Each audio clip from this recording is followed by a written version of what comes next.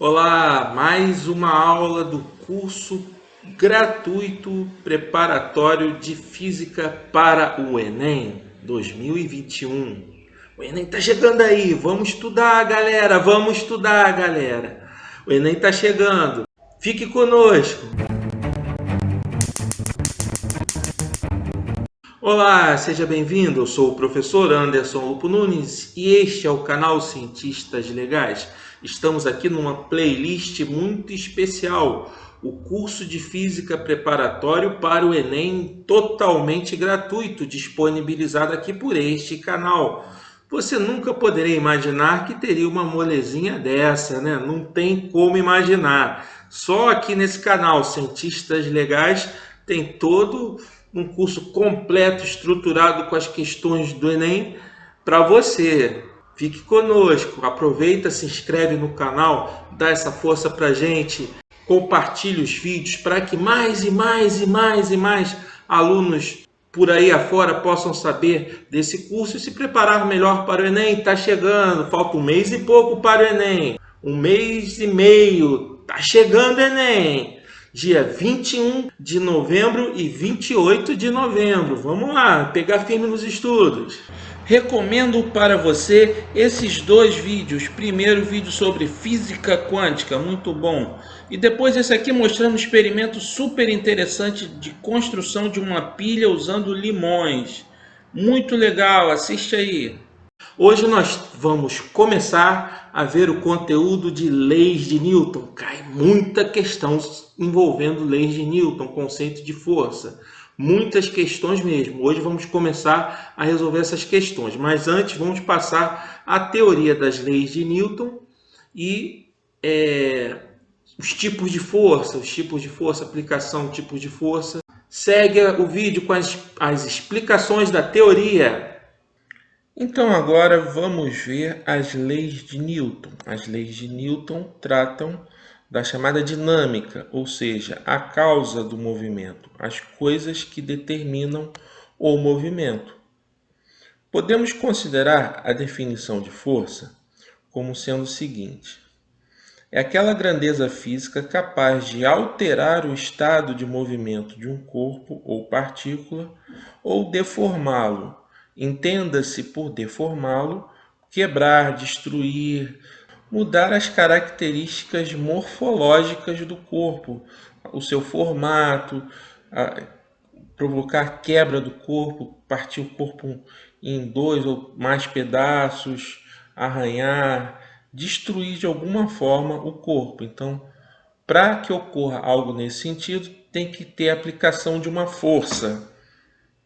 Para que mude o estado de movimento do corpo, tem que ter a aplicação de uma força. Então, força é o que é capaz de deformar ou mudar o estado de movimento de um corpo. Então, as leis de Newton são as seguintes. A primeira lei de Newton, que também é conhecida como lei da inércia, diz que o somatório das forças que atuam em um corpo é igual a zero quando o corpo está no estado chamado de inércia. O que é esse estado de inércia? Ou o corpo está em repouso ou com velocidade constante, num movimento retilíneo uniforme. Velocidade constante, na sua direção, módulo, sentido. Então o corpo está num movimento retilíneo uniforme. Quando isso ocorre, temos a primeira lei de Newton, a lei da inércia. O somatório das forças é igual a zero, no estado chamado de inércia. A segunda lei de Newton estabelece que a força é igual a massa vezes a aceleração. Então, quando eu tenho mudança no estado de movimento do corpo, ou seja, eu tenho aceleração diferente de zero, a velocidade do corpo está se modificando, então a força resultante sobre ele, ou seja, o somatório vetorial das forças, é igual a massa vezes a aceleração. A terceira lei de Newton estabelece o seguinte, que toda ação, entenda-se por ação a força aplicada, por exemplo, do corpo A no corpo B. Toda ação provoca uma reação de mesmo módulo, mesma direção, só que com sentido oposto. Entenda-se por reação a força que o corpo B reage e aplica no corpo A. Então tem a ação, A aplica uma força no B, e a reação que B devolve, reage, aplica a força no A. Um exemplo disso, se eu chuto a bola, eu aplico uma ação na bola, uma força na bola, mas a bola também aplica uma força no meu pé. Às vezes você chuta a bola, fica com o dedão doendo, então provocou uma deformação no teu corpo, né? Ficou sentindo dor.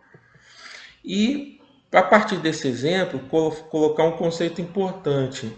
Como a força provoca deformação no corpo, então os efeitos de quebra de osso, os efeitos de você se arranhou, se cortou, se machucou de alguma forma, teve uma contusão, uma torção, tudo isso só ocorre porque as forças que atuavam no seu corpo eram diferentes de zero.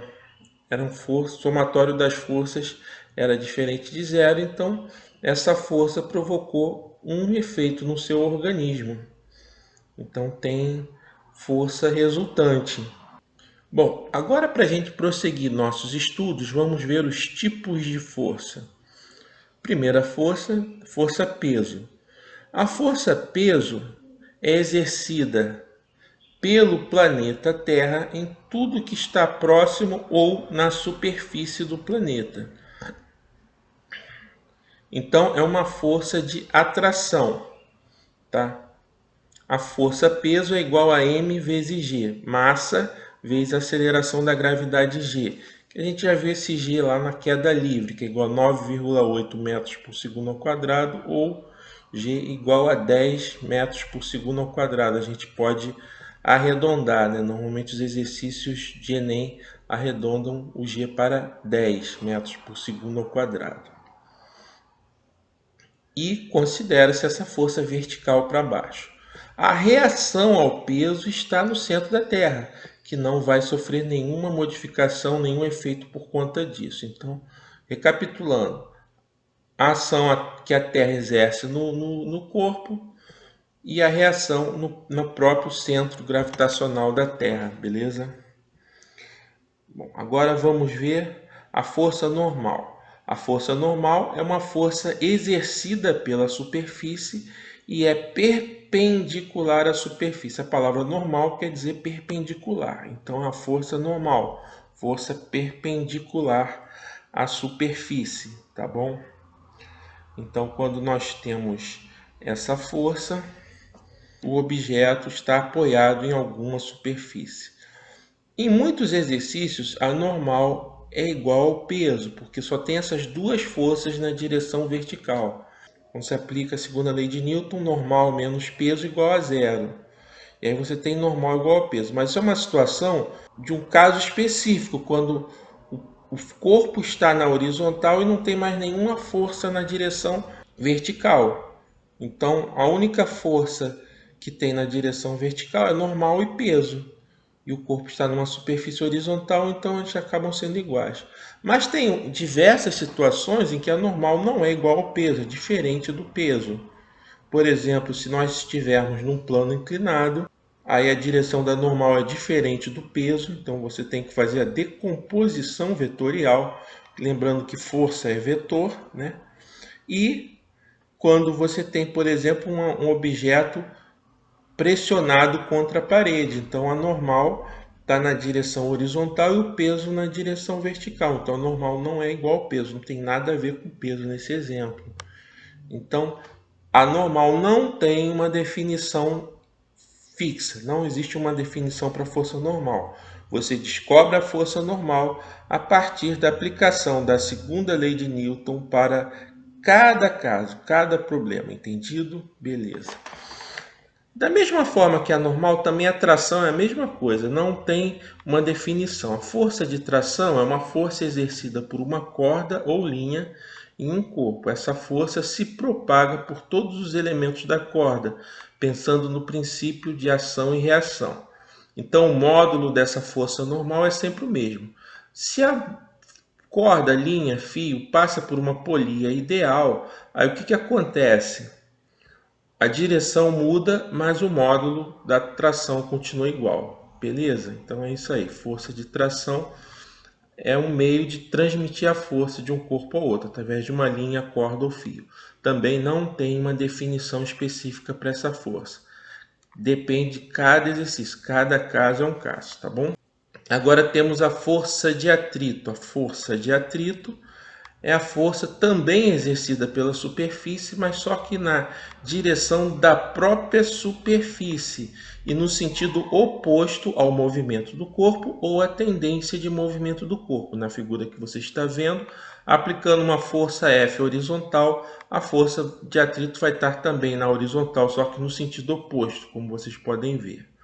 O atrito acontece por causa do contato entre as superfícies, como se tivesse pequenas deformações microscópicas nas superfícies que determinam que elas agarram uma na outra. Quanto mais lisa e polida a superfície, menor o atrito. Aí tem muitos casos que você pode considerar o atrito desprezível, tá bom? São dois tipos de atrito. A força de atrito estática, enquanto você aplica a força na direção horizontal, se é uma superfície horizontal, aplica a força ali no corpo, na direção da superfície, o corpo não se move, então você tem uma força de atrito estático.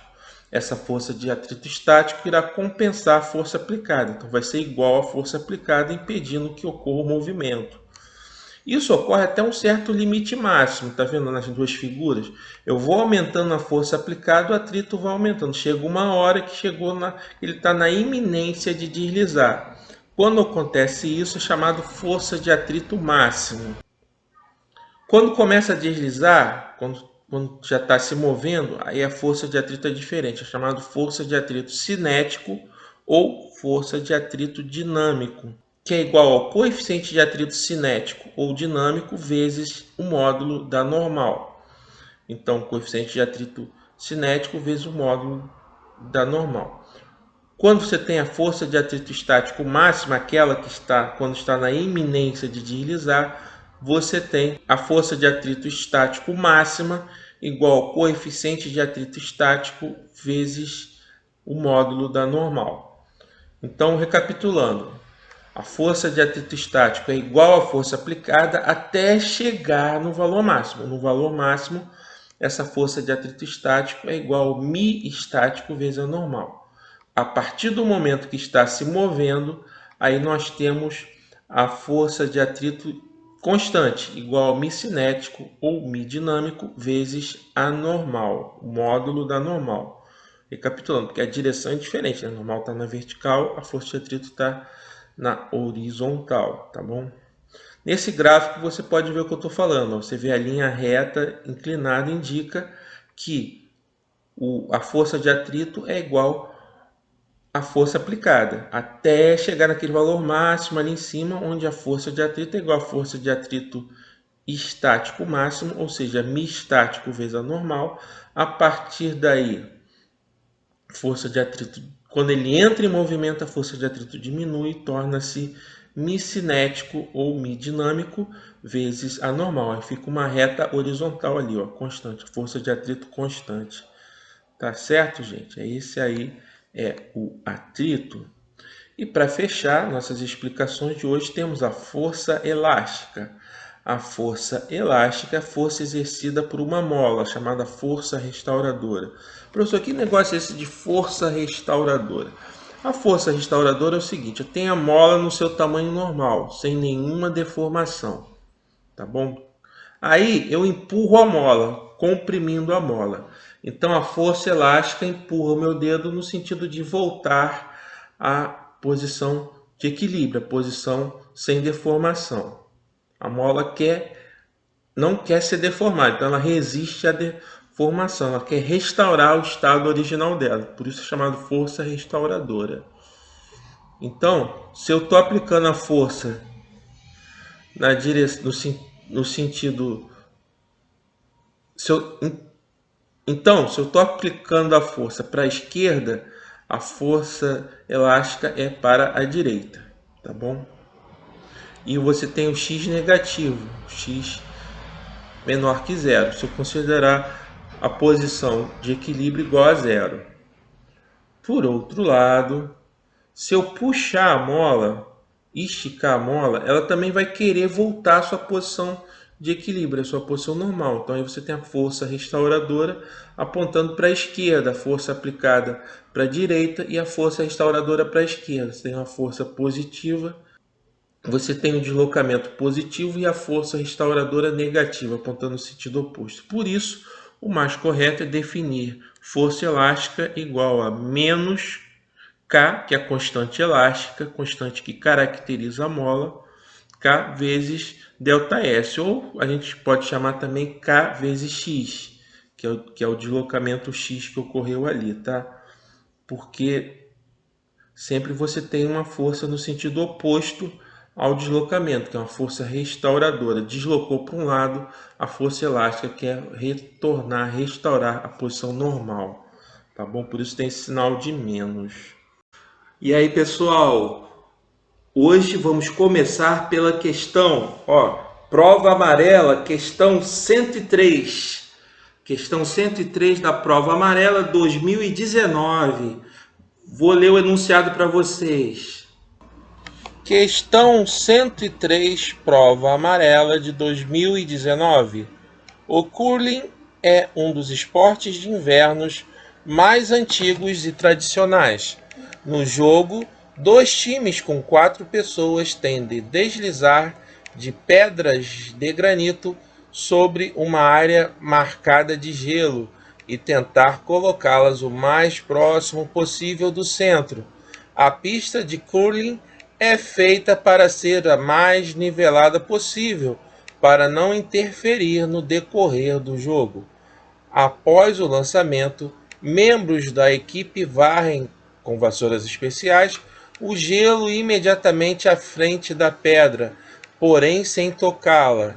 Isso é fundamental para o decorrer da partida, pois influi diretamente na distância percorrida e na direção do movimento da pedra. Em um lançamento retilíneo, sem a interferência dos varredores, verifica-se que o módulo da desaceleração da pedra é superior se comparado à desaceleração da mesma pedra lançada com a ação dos varredores. A menor desaceleração da pedra de granito ocorre porque a ação dos varredores diminui o módulo da opção A, força motriz sobre a pedra. Opção B, força de atrito cinético sobre a pedra. Opção C, força-peso paralela ao movimento da pedra. Opção D, força de arrasto do ar que atua sobre a pedra. Opção E, força de reação normal que a superfície exerce sobre a pedra. Então vamos à resolução da questão 103, prova amarela 2019. Então vocês viram que a ação dos varredores visa fazer o quê? Diminuir o atrito com a pista. Então se o atrito é menor, o que vai acontecer com a aceleração? A aceleração vai ser maior. Então, quanto maior a aceleração, menor o atrito. Quer dizer, quanto menor o atrito, então, quanto menor o atrito, o que acontece? Maior a aceleração. Se a aceleração é maior, ela demora mais para diminuir, devido à ação dos varredores. Assim, nós temos como opção correta a letra B. Entenderam? Tranquilo? Beleza? Agora vamos para a questão número 93, prova amarela 2017. Vamos lá? Questão 93, prova amarela 2017. Eu vou ler para vocês. Questão 93, prova amarela de 2017. Em uma colisão frontal entre dois automóveis, a força que o cinto de segurança exerce sobre o tórax e o abdômen do motorista pode causar lesões graves nos órgãos internos. Pensando na segurança do seu produto, um fabricante de automóveis realizou testes em 5 modelos diferentes de cinto. Os testes simularam uma colisão de 0,30 segundos de duração e os bonecos que representavam os ocupantes foram equipados com acelerômetros. Esse equipamento registra o módulo da desaceleração do boneco em função do tempo. Os parâmetros como massa dos bonecos, dimensões dos cintos e velocidade imediatamente antes e após o impacto foram os mesmos para todos os testes. O resultado final obtido está no gráfico de aceleração por tempo. Aí temos aí o gráfico, né? Qual o modelo de cinto oferece menor risco de lesão interna ao motorista? Opção A, modelo de cinto número 1. Opção B, modelo de cinto número 2. Opção C, modelo de cinto número 3. Opção D, modelo de cinto número 4. E opção E, modelo de cinto número 5. Vejam aí, cada curva corresponde ao seu respectivo cinto. Preste atenção no tracejado, pontilhado, traço contínuo, em negrito. Dá para distinguir bem cada curva com a legenda dos cintos à direita ali, ó, tá vendo? Vamos à resolução. Então, gente, vamos à resolução. Você tem que ver o seguinte: a segunda lei de Newton nos diz que força igual a massa vezes a aceleração, certo? Considerando que não tem mudança de massa, então você tem o seguinte, ó, a massa é uma constante, então a força é proporcional à aceleração. Então, quanto maior a aceleração, maior a força resultante sobre a pessoa que está dirigindo o automóvel. Quanto maior a força, quais são as características da força? A força, eu falei para vocês, é aquela grandeza física capaz de mudar o estado de movimento ou deformar um corpo. Então, deformar um corpo, quebrar um corpo, provocar danos aos ossos. Sacaram? Então, quanto maior a aceleração, maior a força. Então, a gente tem que procurar nas curvas a que tem menor aceleração. Dá uma olhada lá. Então, reparem que no eixo vertical é a aceleração. Qual das curvas tem o menor máximo de aceleração? Se nós observarmos, o menor máximo de aceleração tem o cume mais baixo, que é do cinto número 2. Tá vendo? Ó, o cinto número 2, aquele pontilhado ali, olha o pontilhado ali, ó. É a linha pontilhada, não com tracinho, a linha pontilhada, ó. A linha pontilhada é a que tem o menor máximo de aceleração. A aceleração máxima da linha pontilhada tá ali, ó, entre 80 e 40, mas um pouco acima da metade, entre 80 e 40, então cerca de 70, vendo assim mais ou menos por olho, ó, 70 metros por segundo ao quadrado. Todas as outras têm valores maiores. O máximo ali chega a quase 200 metros por segundo ao quadrado. Estão observando bem? Então o cinto 2 é o que tem menor aceleração, logo tem menos risco de lesão. Então aqui tem a menor aceleração, vamos ver, letra B. A curva correspondente à letra B é a que tem a menor aceleração e a que tem a menor força. Agora vamos à última questão de hoje. Prova amarela 2018, questão 131. Essa questão é muito maneira. Vou ler para vocês. Questão 131, prova amarela de 2018. Em desenhos animados é comum vermos a personagem tentando impulsionar um barco soprando ar contra a vela para compensar a falta de vento. Algumas vezes usam o próprio fôlego, foles ou ventiladores. Estudantes de um laboratório didático resolveram investigar essa possibilidade. Para isso, usaram dois pequenos carros de plástico, A e B.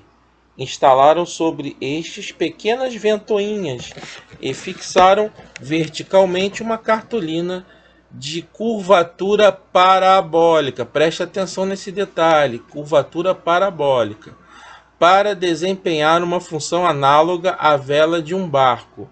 No carro B, inverteu-se o sentido da ventoinha e manteve-se a vela, a fim de manter as características físicas do barco, massa e formato da cartolina. As figuras representam os carros produzidos. A montagem do carro A busca simular a situação dos desenhos animados, pois a ventoinha está direcionada para a vela.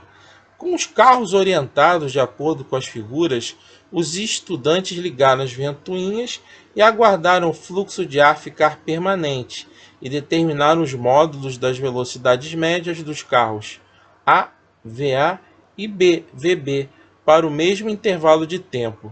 A respeito das intensidades das velocidades médias e do sentido de movimento do carro A, os estudantes observaram que, opção A, VA igual a zero, VB maior que zero. O carro A não se move. Opção B, 0 menor que VA, menor que VB. O carro A se move para a direita. Opção C, 0 menor que VA, menor que VB. O carro A se move para a esquerda. 0 menor que VB, menor que VA. O carro A se move para a direita. E opção E, 0 menor que VB, menor que VA. O carro A se move para a esquerda. Então vamos aqui à questão 131. Observe só, o carrinho A, ele tem o vento sendo soprado pelo ventilador e batendo no anteparo. Quando o vento bate no anteparo, eu vou fazer uma vista superior para tentar melhorar a situação do desenho. Quando o vento bate no anteparo, aqui é o ventilador, tá? Aqui o ventilador. Quando o vento bate no anteparo, ele vem de todas as direções. Mas o detalhe importante do enunciado, o formato do anteparo é parabólico, o que permite que a reflexão do vento seja nesse sentido, na direção horizontal. Então, se nós temos a força sendo aplicada no anteparo e refletindo o vento na direção horizontal, o vento irá empurrar o anteparo para frente, na direção horizontal também. Mas esse contato do vento com o anteparo implica em perda de energia. Então, ele anda para a direita, mas ocorre uma dissipação de energia por conta da interação do vento com o anteparo. Então, tem essa interação com a área grande do anteparo, então tem uma dissipação de energia grande. Então essa velocidade VA está nesse sentido, mas ela está reduzida. Agora vamos considerar aqui no anteparo B, o ventilador empurra o vento para a esquerda no anteparo B. O ventilador empurra o vento para a esquerda. E o que vai acontecer? Vai acontecer simplesmente a terceira lei de Newton, ação e reação. O ventilador empurra o vento para a esquerda e é empurrado pelo vento para a direita. Então ele vai se deslocar nesse sentido aqui, VB. Só que com uma força de intensidade maior, porque teve menos dissipação de energia. Esse anteparo aqui está sem uso nenhum, o vento nem bate no anteparo. Então, a velocidade A é menor do que a velocidade B, da situação B. Então, B tem velocidade maior que o A. Isso implica que a opção correta é a opção B. A resposta é a letra B.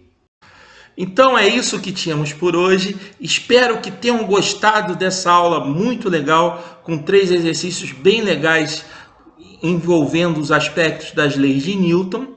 E se você curtiu, se você gostou, você está vendo aparecendo aqui embaixo, ó, 2 vídeos na sequência aqui da nossa playlist do curso preparatório, curso de física preparatório para o Enem gratuito. Então tem 2 outros vídeos aqui para você assistir, para você seguir a playlist e se inscrever no canal. Conto contigo. Valeu!